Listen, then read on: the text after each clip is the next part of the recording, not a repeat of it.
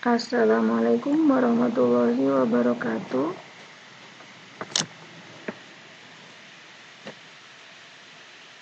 Selamat bergabung anak-anakku semua. Masa pengenalan lingkungan sekolah tahun pelajaran 2021-2022 di SMK Negeri 1 Bani Putih.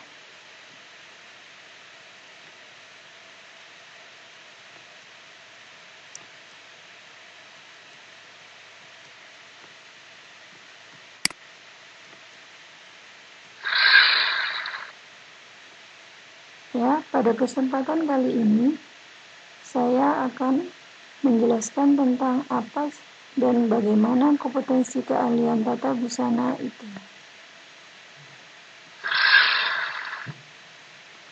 Kompetensi keahlian tata busana merupakan salah satu jurusan di SMKN 1 Bani Putih.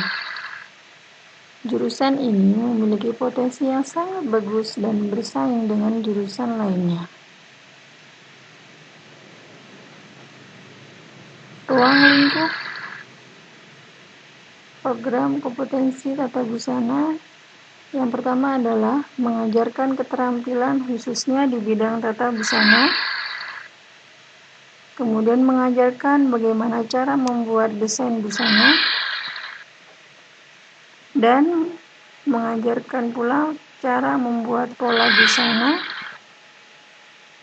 memotong busana, menjahit busana, dan yang terakhir adalah bagaimana cara menyelesaikan busana tersebut.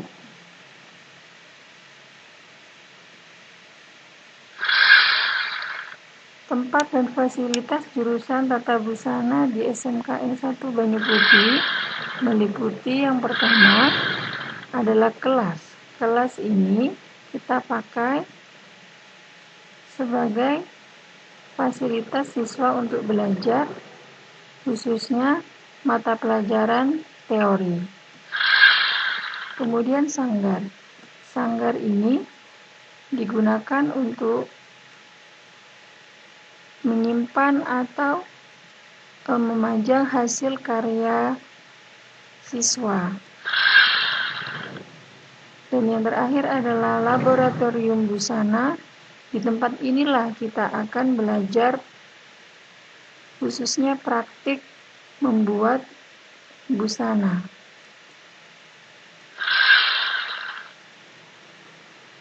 Kemudian peralatan dalam proses pembuatan busana antara lain, yang pertama, peralatan yang sangat utama kita gunakan, yang pertama adalah mesin jahit.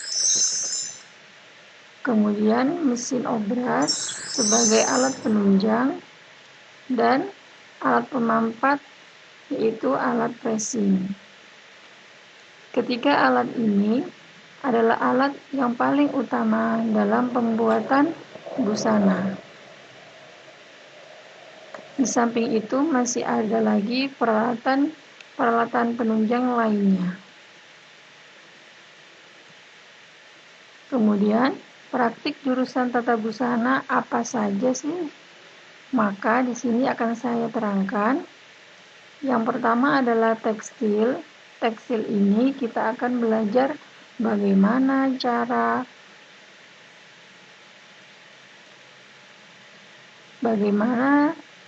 suatu bahan tekstil terbuat atau tersusun dengan sempurna menjadi suatu bahan yang siap untuk digunakan.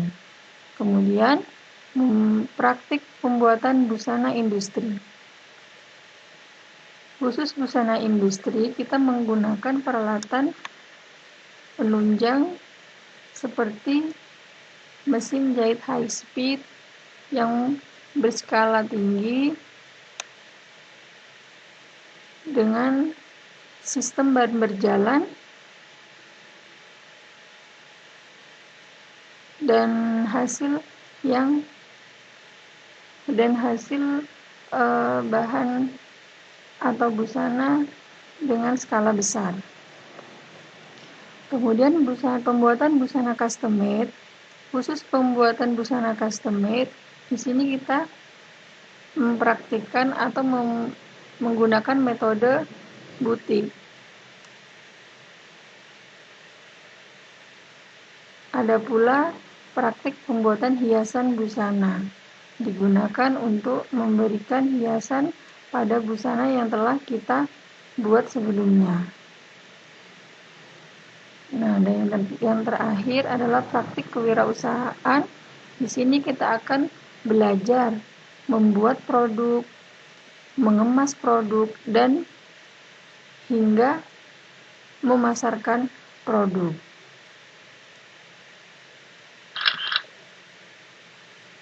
Kegiatan praktik tata busana berikut ini adalah dokumentasinya. Kita bisa membuat busana kerja seperti gambar yang tertera. Di samping kita bisa membuat, bisa menjahit, kita harus bisa mempresentasikan, berkomunikasi. Kita harus bisa menampilkan hasil karya kita kepada audiens.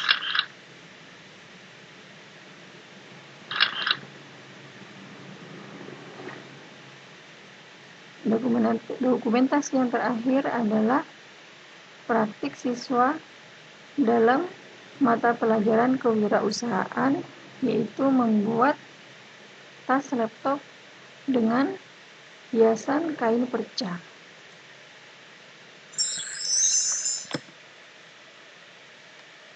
Dalam jurusan tata busana, kita memiliki unit produksi, yaitu Tabuti Collection. Tabuti Collection ini adalah wadah di mana siswa bisa mempraktikkan dan bisa belajar berwirausaha, meliputi pembuatan produk, melakukan pengemasan produk atau packing, sampai memasarkannya. Nah, pada unit produksi ini, siswa dituntut untuk membuat produk secara massal bersama, kemudian melakukan pengemasan, sampai akhir pemasaran. Seperti itu. Berikut ini dokumentasi pada saat siswa membuat karya, kemudian ini hasilnya, dan terakhir packing dan siap untuk dipasarkan. Kemudian kunjungan industri. Kunjungan industri yang selama ini pernah kita lakukan, salah satunya adalah di Indah Bordir Malang. Kemudian ada PT Indiratek Malang, Faiza Bordir Malang, dan Kabuki Pasuruan. Dari beberapa tempat yang kita kunjungi,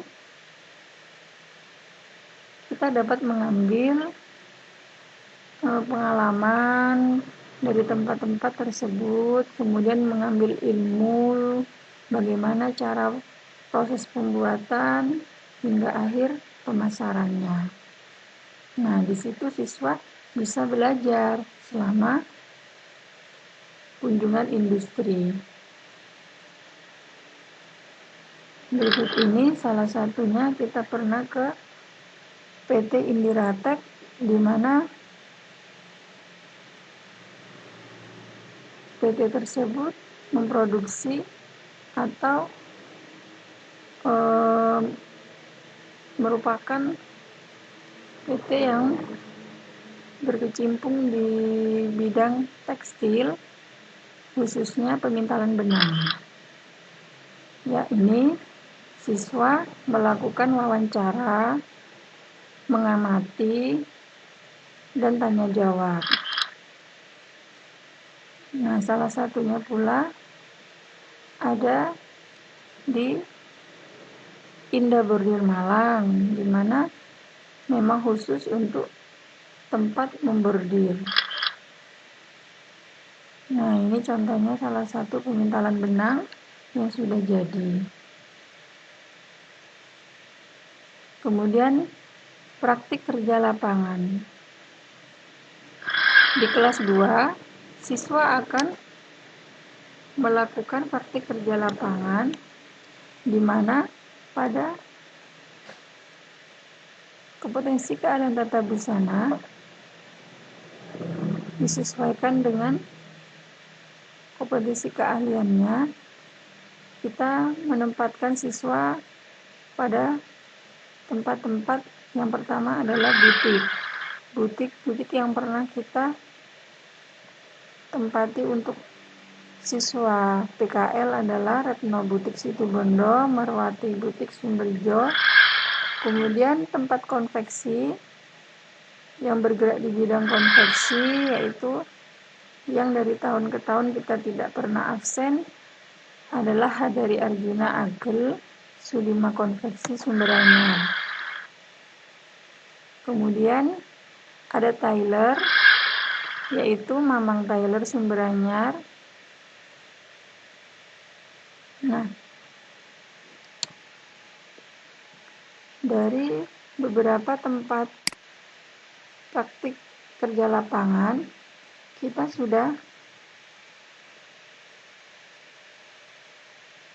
alumni kita sudah banyak yang terserap pada tempat-tempat tersebut.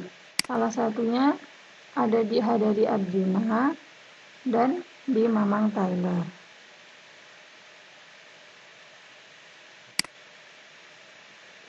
Kemudian di kelas 3 kita akan melakukan UKK. Apa UKK itu? UKK adalah uji kompetensi keahlian khusus di bidang tata busana. Apa saja yang dilakukan pada saat UKK? Kita akan membuat suatu busana sesuai dengan soal yang telah ditentukan. Yang pertama adalah menyiapkan pola, memotong bahan atau kain, hingga menjahit, dan yang terakhir penyelesaian akhir. Penyelesaian akhir meliputi trimming dan fitting. Fitting ini nanti akan berhubungan dengan penguji, di mana nanti baju yang telah kita buat, kita jahit, akan kita fitting, akan kita pakai, kita pas pada badan yang sudah diukur, kemudian akan dinilai oleh penguji yang telah ditunjuk. Seperti itu.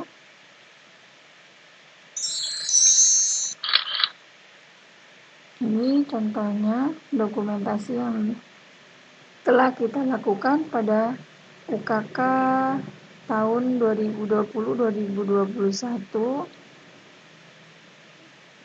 Ada kunjungan dari Bapak Kacap Dinas Situbondo. Siswa tetap mematuhi protokol kesehatan. Nah, ini adalah hasilnya. Baju yang telah dibuat sudah dikenakan dan didokumentasikan oleh penguji Bapak Gatot dari BLK. Seperti itu. Nah, setelah kita pelajari, kita tahu apa saja sih yang ada di jurusan tata busana itu, maka kita harus tahu pula outputnya itu seperti apa. Nah, jika kita mendalami, jika kita belajar tentang keterampilan dalam bidang busana, belajar pula tentang kedisiplinan, kemandirian, memecahkan masalah khususnya di bidang busana, dan bekerja keras, maka kita akan mendapatkan kesuksesan, ya. Jadi Sukses itu tidak semata-mata datang dengan sendirinya, namun harus diiringi dengan keterampilan yang kita punya, harus disiplin waktu, kemudian harus mandiri, berani, harus bisa memecahkan masalah yang akan kita hadapi, dan harus bekerja keras, maka kita akan mendapatkan kesuksesan itu. Jika tidak diiringi dengan keempat ini, maka kita tidak akan mendapatkan kesuksesan. Nah, jika ditanya outputnya seperti apa, saya rasa semua jurusan juga seperti itu. Kalau keterampilan yang kita miliki tidak diiringi dengan kedisiplinan, kemandirian, dan bekerja keras, maka kesuksesan akan menjauh dari kita. Seperti itu ya.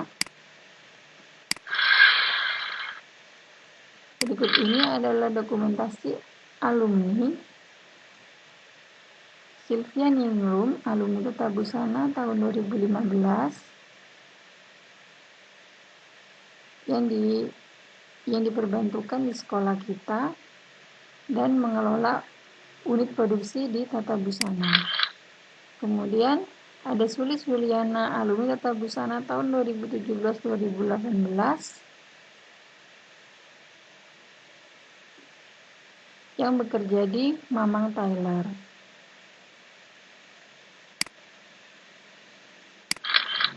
Nah, ini adalah salah satu karya siswa kelas 11, yaitu Martin. Mari kita renungkan apa yang bisa kalian tangkap dari gambar atau hasil desain kolase yang dibuat oleh Martin. Perhatikan baik-baik desain yang sederhana, tapi namun penuh makna. Nah, jika disimpulkan, sesuatu yang dianggap sepele, diremehkan, akan menjadi karya yang indah jika diiringi dengan kesungguhan. Nah, kita bisa menangkap di sini bahan yang digunakan adalah kertas bekas, ya, kertas bekas. Kita desain sedemikian rupa, kita tempelkan dengan tangan-tangan terampil, dengan kesungguhan, dengan keuletan, dengan kedisiplinan waktu, maka akan menjadi karya yang indah. Maka anak-anakku sekalian, jangan sekali-kali menganggap sepele hal kecil. Jangan meremehkan sekecil apapun hal itu, karena kita tidak akan tahu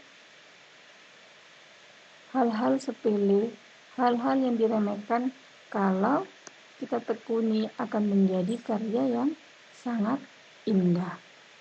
Begitu pula dengan kompetensi keahlian tata busana, di mana selama ini kita selalu diremehkan karena apa? Karena kita selalu dipandang sebelah mata. Nah, namun apabila kita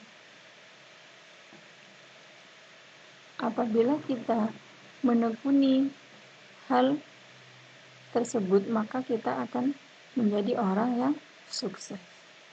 Demikian anak-anakku, semoga apa yang sudah saya sampaikan bermanfaat untuk kalian semuanya. Wassalamualaikum warahmatullahi wabarakatuh.